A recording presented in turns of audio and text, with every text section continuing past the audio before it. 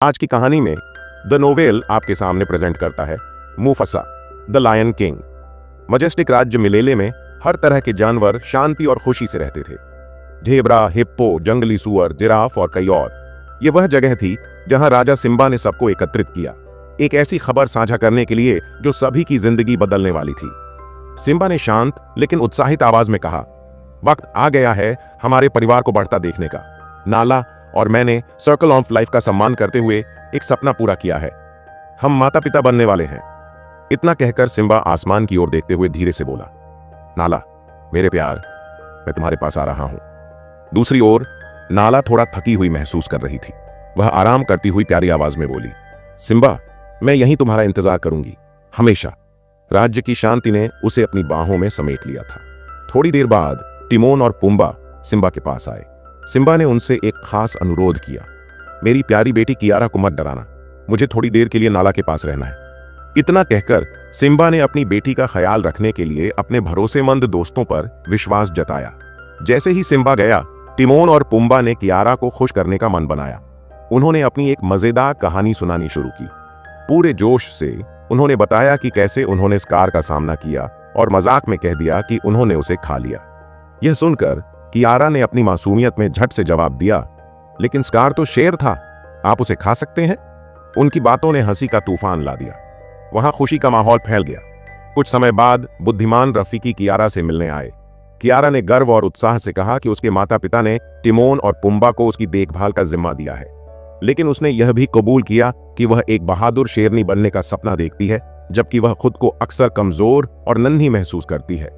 Rafiki ने मुस्कुराते हुए कहा, क्या तुम्हें पता है, जब तुम्हारे पापा सिम्बा छोटे थे तो वह भी ऐसे ही खुद को कमजोर मानते थे। उन्होंने कियारा को एक कहानी सुनाई कि कैसे मुफासा, उसके दादा, एक बार सिम्बा को प्राइड रॉक की सबसे ऊंची चोटी पर ले गए और तारे भरे आसमान के नीचे उसे दहाड़ना सिखाया। लेकिन कियारा ने संकोच से कहा, मैं कभी भी उनकी तरह बहादुर नहीं बन सकती। रफीकी ने समझते हुए कहा, हर बहादुरी की शुरुआत एक छोटे से कदम से होती है। आओ मैं तुम्हें एक और कहानी सुनाता हूं। पहाड़ों के पार एक ऐसा समय था जब बहुत भीषण सूखा पड़ा था। ऐसा लग रहा था कि पानी कभी नहीं आएगा, लेकिन एक दिन आसमान काले बादलों से भर गया और किस्मत ने अपना काम कर दिखाया। यहीं से शुरुआत हुई महान मुफासा की कहानी। इस कहानी ने हमें एक दृश्य में पहुंचा दिया जहां हाथी और लकड़बग्घे बड़े मैदानों को पार कर रहे थे। वहां मुफासा के माता पिता ने अपने छोटे बेटे को दुनिया की खूबसूरती दिखाई। उन्होंने कहा, अगर तुम अपनी आंखें बंद करो तो उन सभी सपनों को देख सकते हो जो एक दिन तुम्हारे होंगे। इस पल को और भी खास बनाने के लिए उन्होंने एक दिल छू लेने वाला गीत गाया। यह गीत जीवन की खूबसूरती का जश्न था और यह वादा भी कि चाहे कुछ भी हो जाए वे हमेशा साथ रहेंगे। सूखे की चुनौतियों के बावजूद उनके गीत ने एक उज्जवल भविष्य की उम्मीद को जिंदा रखा। लेकिन यह खुशी ज्यादा देर टिक नहीं पाई। अचानक हुई मूसलाधार बारिश ने नदियों को उफान पर ला दिया और एक भयानक बाढ़ का रूप ले लिया। मुफासा के माता पिता ने अपने छोटे बच्चे को तेज धाराओं से बचाने के लिए हर मुमकिन कोशिश की। चट्टान के किनारे खड़े उसके पिता ने गहरी आवाज में कहा, तुम्हें अभी जाना होगा, वक्त है लेकिन बहुत कम। उसकी मां ने प्यार और चिंता के साथ कहा, एक एक कदम संभल कर रखना, लेकिन रुकना मत। लेकिन मुफासा डर से जम गया। उसे खुद पर यकीन नहीं हो रहा था कि वह भाग सकेगा। उसी पल जमीन एक हाथी के नीचे से खिसक गई। वह फिसल गया और उसके साथ मुफासा भी बाढ़ की तेज धार में बह गया। बाढ़ का उफान बढ़ते हुए नदी से जा मिला और मुफासा को उसके माता पिता से, उसकी पूरी दुनिया से दूर ले गया। एक सुनसान कोने में तेज पानी ने उसे एक तैरते हुए लकड़ी के तने पर फेंक दिया। यहीं उसकी मुलाकात टका से हुई। टका राजा ओबासी का जिज्ञासु और निडर बेटा था। उसने अजनबी को देखते हुए पूछा, तुम्हारा नाम क्या है? मुफासा बोला। टका को यह सुनकर दिलचस्पी हुई, लेकिन उसने अपनी एक बात छुपाने का फैसला किया। मुफासा ने जिद पकड़ ली और आखिरकार टका ने झिझकते हुए राज बताया, एक मगरमच्छ तुम्हारी तरफ बढ़ रहा है। मुफासा को तैरना नहीं आता था और वह मगरमच्छ के सामने बिल्कुल असहाय था। टका ने उसे बचाने की कोशिश की, लेकिन हालात उनके हाथ से निकलते जा रहे थे। ऐसा लग रहा था जैसे अब कोई उम्मीद नहीं बची। तभी टका की मां एशे वहां आ गई। उसने बहादुरी से मगरमच्छ का सामना किया और दोनों शावकों को बचा लिया, लेकिन उसके चेहरे पर गुस्सा और चिंता साफ दिख रही थी। मैंने तुम्हें अजनबियों से बात करने से मना किया था, उसने टका को डांटते हुए कहा। एशे ने मुफासा को वहीं छोड़ने की बात कही। उसने कहा कि राजा ओबासी कभी किसी अजनबी को अपने झुंड में शामिल नहीं करेंगे। लेकिन टका ने अपने दिल की बात कह दी। वह बिल्कुल अकेला था और उसे मगरमच्छ खाने वाला था। मैं उसे ऐसे कैसे छोड़ देता? मैंने तुम्हें इंतजार करने को कहा था, हम उसे यहां नहीं रख सकते, ऐशे ने सख्ती से कहा। नियम तो नियम है टका, राजा कभी किसी आवारा को स्वीकार नहीं करेंगे। मुफासा ने धीरे से जवाब दिया। मैं आवारा नहीं हूं, मैं बस रास्ता भटक गया हूं। उसकी बातों से ऐशे का दिल पिघल गया। मुफासा ने समझाया कि कैसे बाढ़ ने उसे उसके माता पिता से दूर कर दिया। उसने उम्मीद भरी आंखों से पूछा, क्या आपको पता है कि मैं अपने घर कैसे जा सकता हूं? ऐशे ने शांत स्वर में कहा, भटक जाना भी एक रास्ता खोजने का हिस्सा है, और कभी कभी वही रास्ता तुम्हारा नया घर बन सकता है। ऐशे ने मुफासा को झुंड में ले जाकर राजा ओबासी से मिलवाया। राजा ओबासी की छवि बहुत डरावनी और कठोर थी। उसने मुफासा को घूरते हुए गहरी नाराजगी से कहा, हम किसी अजनबी को अपने झुंड में नहीं रख सकते। हमारे झुंड में केवल खून का रिश्ता मायने रखता है। टका ही इस झुंड का भविष्य है। हमें अपने वंश की रक्षा करनी होगी। मुफासा का नाम सुनकर ओबासी के चेहरे पर गुस्से की लकीरें और गहरी हो गईं। मुफासा, उसने तिरस्कार से कहा, इस नाम का मतलब है राजा, और यहां सिर्फ मैं राजा हूं। मेरा बेटा टका मेरा उत्तराधिकारी होगा। यह बच्चा उसकी जगह को चुनौती दे रहा है। ओबासी की आंखों में शैतानी चमक थी। उसने मुफासा से छुटकारा पाने के लिए एक चाल सोची। अगर यह बच्चा खुद को सबसे तेज कहता है तो उसे साबित करना होगा। वह मेरे बेटे टका के साथ दौड़ लगाएगा। उसने झुंड के बीच घोषणा की। गर्जना करते हुए उसने मुफासा की ओर इशारा किया और बोला, जब टका इसे हरा देगा तो मैं इसे एक ही झपट्टे में खत्म कर दूंगा। झुंड के बीच सन्नाटा छा गया। हवा में तनाव घुल गया था। लेकिन इससे पहले कि राजा अपना फरमान पूरा कर पाता, ऐशे आगे बढ़ी। उसकी आवाज में तेजी और चतुराई थी। अगर मुफासा जीतता है तो वह मेरे साथ रहेगा, उसने शांतिपूर्वक कहा। उसकी आंखों में अपने साथी राजा को चुनौती देने का साहस साफ झलक रहा था। अपनी बात को और मजबूत करते हुए उसने कहा, अगर टका सच में राजा बनने के लायक है तो उसे अपना पहला मुकाबला जीतकर साबित करना होगा। एक सच्चे राजा को अपनी जगह खुद कमानी चाहिए। यह उसके लिए एक सबक होगा। राजा ओबासी नाराज होते हुए भी ऐशे की शर्त मानने को मजबूर हो गया। ठीक है, दौड़ का नतीजा इस बच्चे की किस्मत तय करेगा, उसने गहरी आवाज में कहा। दौड़ शुरू हुई।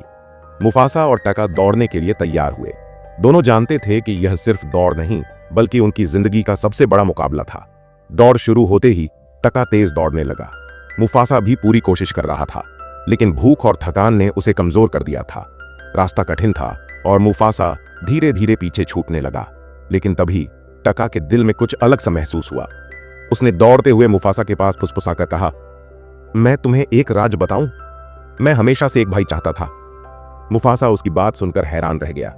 उसने कुछ कहने की कोशिश की, लेकिन टका ने जो किया उससे वह और भी स्तब्ध हो गया। टका ने अचानक अपनी रफ्तार धीमी कर दी। उसने मुफासा को आगे निकलने दिया। वह अपनी जीत को कुर्बान कर चुका था उस भाईचारे के लिए जिसकी उसने हमेशा से ख्वाहिश की थी। जब ओबासी ने देखा कि उसका बेटा हार गया है तो उसकी गर्जना पूरे झुंड में गूंज उठी। तुमने एक अजनबी को हराने दिया, तुम किस तरह के भविष्य के राजा हो? उसने गुस्से में चिल्लाते हुए कहा। लेकिन उसने अपनी बात रखी और वादा निभाया। मुफासा यहां रह सकता है, लेकिन वह शेरनियों के साथ रहेगा। वह टका के पास नहीं जाएगा। हालांकि ओबासी ने अपनी शक्ति दिखाने की कोशिश की, लेकिन साफ था कि वह अपने बेटे से बेहद नाराज था। टका और मुफासा ने ओबासी की नाराजगी की परवाह नहीं की। उन्होंने एक दूसरे की तरफ देखा और हंसते हुए गाने लगे, अब से हम भाई हैं, हमेशा साथ रहेंगे। उस पल उनकी दोस्ती और भाईचारा झुंड के हर नियम से बढ़कर हो गया। समय बीतता गया और शावक जवान शेरों में बदलने लगे, लेकिन उनकी शरारतें कभी खत्म नहीं हुई। झुंड में हर रोज उनकी मस्ती की शिकायतें पहुंचतीं। राजा ओबासी ने गुस्से में कहा, मैंने पहले भी कहा था, मेरा बेटा सिर्फ टका है, वो आवारा यहां रहने का हकदार नहीं है। उसे वापस शेरनियों के पास भेज दो और मेरे बेटे से दूर रखो। जब टका ने मुफासा के साथ जाने की इच्छा जताई तो ओबासी ने उसे रोकते हुए गंभीर लहजे में कहा, तुम उसके साथ नहीं जा सकते। तुम्हें मेरे साथ रहकर राजा बनने की शिक्षा लेनी होगी। फिर उसने एक चेतावनी भरे स्वर में जोड़ा, उस पर कभी भरोसा मत करना। एक दिन वह तुम्हें धोखा देगा। जो किसी झुंड से नहीं आता उसकी फितरत यही होती है। टका ने अपने पिता की बातों को अविश्वास भरी नजरों से देखा, लेकिन ओबासी ने अपनी आंखें बंद कर एक गर्व भरे अंदाज में कहा, ताकत आराम में होती है। अपनी शक्ति बचाकर ही हम अपने झुंड की रक्षा कर सकते हैं। लेकिन टका के मन में कुछ और ही चल रहा था। उसकी अंतरात्मा उसे कह रही थी कि उसके पिता गलत हैं। दूसरी ओर मुफासा की नई शुरुआत हुई। झुंड के एक कोने में मुफासा ऐशे के मार्गदर्शन में अपनी कौशल बढ़ा रहा था। टका की मां एशे ने मुफासा को अपने संरक्षण में लिया और उसे शिकार के अनोखे तरीके सिखाए। समय के साथ मुफासा ने सूंघने की एक असाधारण क्षमता विकसित कर ली।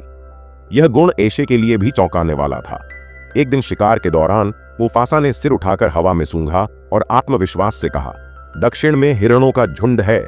एशे ने हैरानी से पूछा, तुम इतना पक्का कैसे कह सकते हो? मुफासा ने सटीकता से जवाब दिया, उनके कदम हल्के हैं और उनकी गति धीमी। और एक और बात, कभी कभी हवा में एक ऐसी खुशबू आती है जो मुझे मेरे घर की याद दिलाती है। एशे ने उसे स्नेह से देखा और कहा, वो खुशबू तुम्हारी मां की है। अगर तुम उसे अब भी महसूस कर सकते हो तो इसका मतलब है कि वह अब भी तुम्हारे साथ है। एशे की यह बात मुफासा के दिल को छू गई। उसे पहली बार अपने भीतर एक नई उम्मीद और जुड़ाव महसूस हुआ, भले ही वह अब भी एक बाहरी व्यक्ति माना जाता था। एक शांत पल में मुफासा ने अपने दिल की बात कही, ओबासी मुझे कभी स्वीकार नहीं करेंगे क्योंकि मैं उनके खून का हिस्सा नहीं हूं। उनके लिए मैं हमेशा एक अजनबी रहूंगा। एशे ने उसे दया और स्नेह से देखा और कहा, तुम मेरे परिवार हो। इससे फर्क नहीं पड़ता कि तुम कहां से आए हो या ओबासी क्या कहते हैं। मेरे साथ तुम्हारे पास हमेशा एक घर रहेगा। लेकिन मुफासा ने धीरे धीरे परिपक्वता भरी आवाज में कहा, आप सही कहती हैं। मैं एक मुसाफिर हूं, लेकिन शायद यह बेहतर है। मेरा असली घर आप हैं। कम से कम मुझे टका की जिम्मेदारी नहीं उठानी पड़ेगी और न ही मुझे सिंहासन का बोझ सहना होगा। यह मेरा भाग्य नहीं है। तिमोन और पुम्बा, जो अब तक कहानी में खो गए थे, उत्साह में बोल उठे, मुफासा तो हमारी तरह था, सच्चा मुसाफिर। लेकिन कियारा ने उनकी बेअदबी पर गुस्से से उन्हें चुप करा दिया और रफीकी को कहानी जारी रखने दिया। रफीकी ने रहस्यमयी स्वर में कहा, लेकिन किसी को पता नहीं था कि टक्का छुपकर सब कुछ देख रहा था। उसी समय झाड़ियों के पीछे कुछ भयानक हो रहा था। विशाल सफेद शेर रेगिस्तान के प्रेतों जैसे झुंड पर हमला करने के लिए तैयार थे। उनकी शांति तब टूट गई जब ये शिकारी अचानक अपने छिपने की जगह से बाहर निकले। बिना सोचे समझे मुफासा ने एशे की रक्षा के लिए खुद को खतरे में डाल दिया। लड़ाई बहुत भयंकर और खतरनाक थी। दूर से टका यह सब देख रहा था। वह मदद करना चाहता था, लेकिन डर ने उसे जकड़ लिया। डर के मारे उसने भागने का फैसला किया। अपनी मां और मुफासा को अकेले खतरों का सामना करने के लिए छोड़ दिया। मुफासा ने अद्भुत साहस दिखाते हुए एक सफेद शेर को हरा दिया और एशे की जान बचाई। थकान से चूर दोनों झुंड में लौटे। एशे ने सबको उस खौफनाक घटना के बारे में बताया। वे शेर बहुत विशाल थे, सफेद और भूतों जैसे। अगर मुफासा वहां नहीं होता तो मैं आज जिंदा नहीं होती। उसकी बातों से झुंड में हलचल मच गई। लेकिन मुफासा ने झुंड को सिर्फ डरने नहीं दिया। उसने दृढ़ता से कहा, वे शेर यहां से आधे दिन की दूरी पर हैं। वे हम पर हमला करेंगे। हमें तैयारी करनी होगी। ओबासी ने उसकी बात को तिरस्कार से खारिज करते हुए कहा, और मैं एक आवारा पर क्यों भरोसा करूं? मुफासा ने आत्मविश्वास से जवाब दिया, तो किसी को भेजकर जांच करवा लीजिए। हालांकि चुनौती से नाराज ओबासी ने अनमने मन से हामी भरी और कहानी की सच्चाई जांचने के लिए एक जासूस भेजा। लेकिन उसकी झुंझलाहट यहीं खत्म नहीं हुई। अकेले में उसने टका से बेहद गुस्से में कहा, तुमने अपनी मां को अकेला छोड़ दिया। सोचो इसका हमारे परिवार पर क्या असर होगा।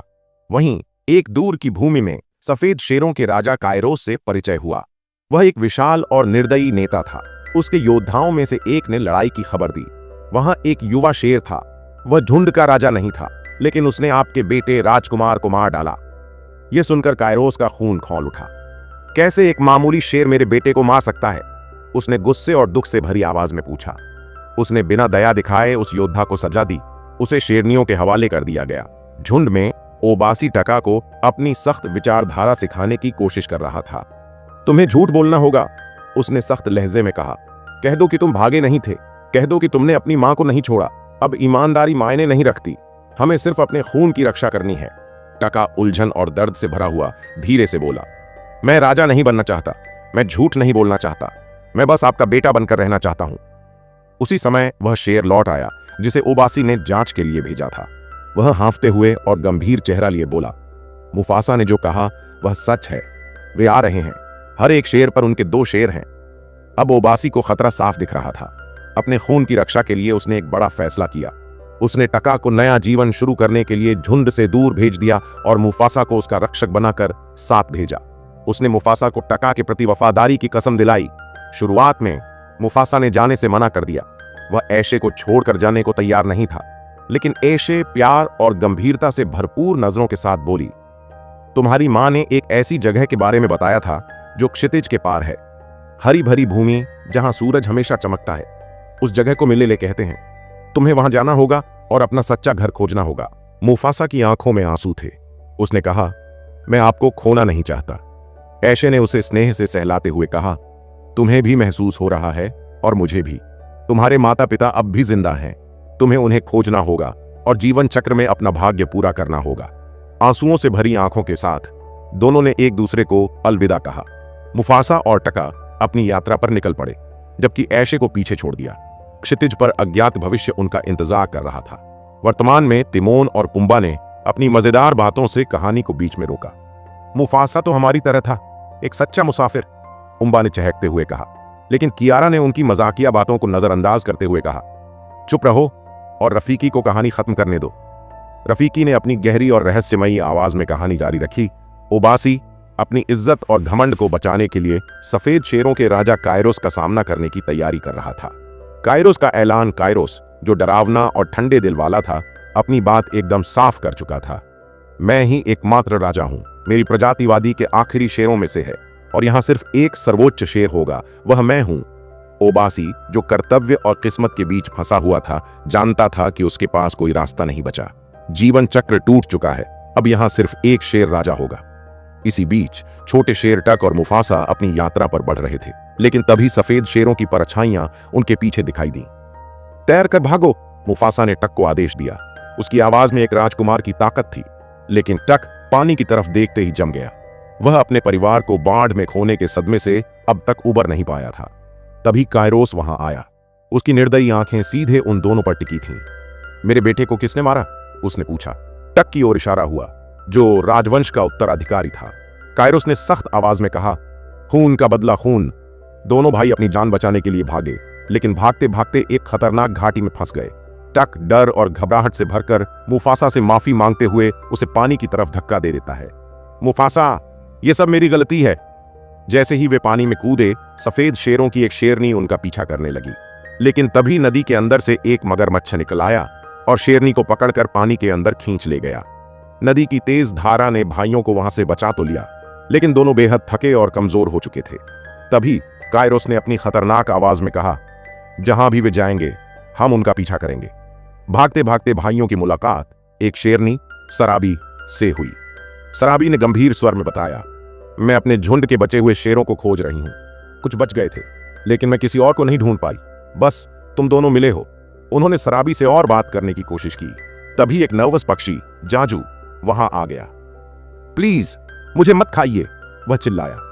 फिर थोड़ा शांत होकर बोला, सराबी एक राजकुमारी हैं, उनके पिता ने मुझे उन्हें बचाने के लिए भेजा है।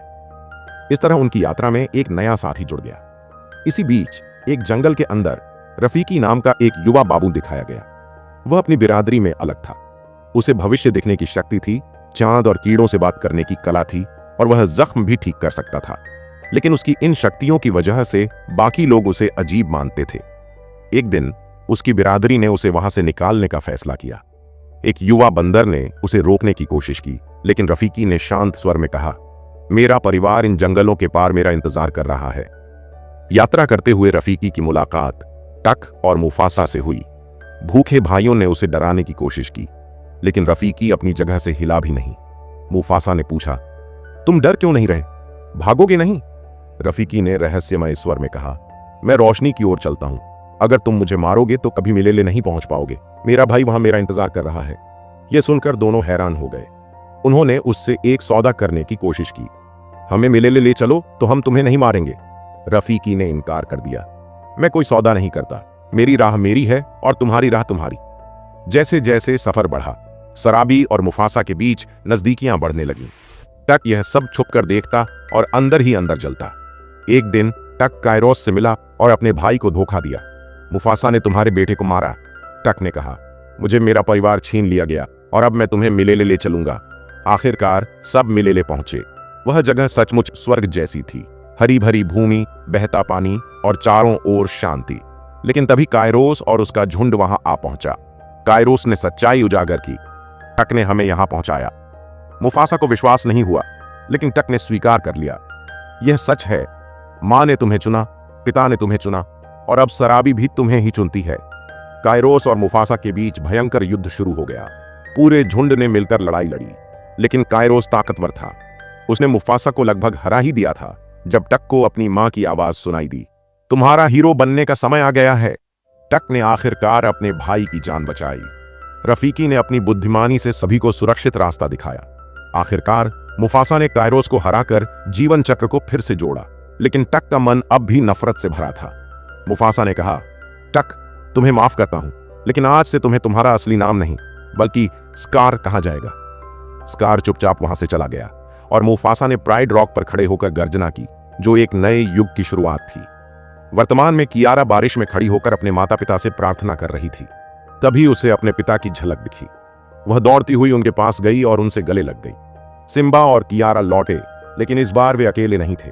उनके साथ कियारा का छोटा भाई भी था। कियारा ने अपने छोटे भाई से वादा किया, मैं हमेशा तुम्हारी रक्षा करूंगी। इस तरह कहानी का अंत जीवन चक्र की नई शुरुआत के साथ हुआ। तो दोस्तों, अगर ये कहानी आपको पसंद आई होगी तो वीडियो को लाइक कर चैनल को सब्सक्राइब जरूर करें। तो अब मिलते हैं अगली वीडियो, और तब तक के लिए धन्यवाद।